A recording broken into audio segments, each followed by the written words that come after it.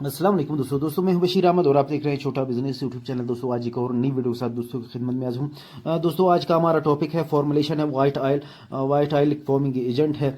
बहुत ही कम केमिकल में ये आपका forming agent dish wash liquid के लिए या जो है वॉशिंग पाउडर के लिए तैयार होगा। तो आप खुद बना लें और अपने डिश वॉश लिक्विड में वॉशिंग पाउडर में एज अ फॉर्मिंग एजेंट जग के लिए इसको इस्तेमाल कर ले। इससे आपका जो वॉशिंग पाउडर है या डिश वॉश लिक्विड है उसका जो है जग इंक्रीज होगा। तो ये बेसिकली चार चीज़ें हैं। सबसे पहले है पानी। पानी के बाद शैम्पू बेस है। शैम्पू बेस के बाद सल्फ्यूनिक एसिड है। सल्फ्यूनिक एसिड के बाद जो है नमक है। तो ये चार चीज़ें हैं। तो अभी चलते हैं अपनी फॉर्मुलेशन की तरफ। सबसे पहले आपने 5 लीटर पानी उठाना है एक बकेट में। पानी के बाद जो है आपने शैम्पू बेस उठाना है 110 ग्राम।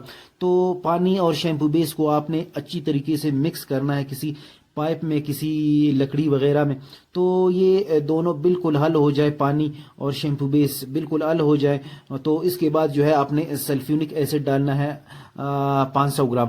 तो 500 ग्राम इसमें आपने सल्फ्यूनिक एसिड डालना है। बिल्कुल ये भी हल हो जाए, जैसे कि पानी और शैम्पू बेस बिल्कुल हल हो गए थे, इसी तरह ये भी बिल्कुल हल हो जाए।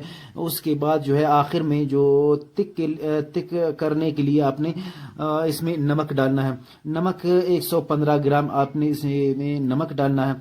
तो फिर अच्छी तरीके से हिलाएं इसको।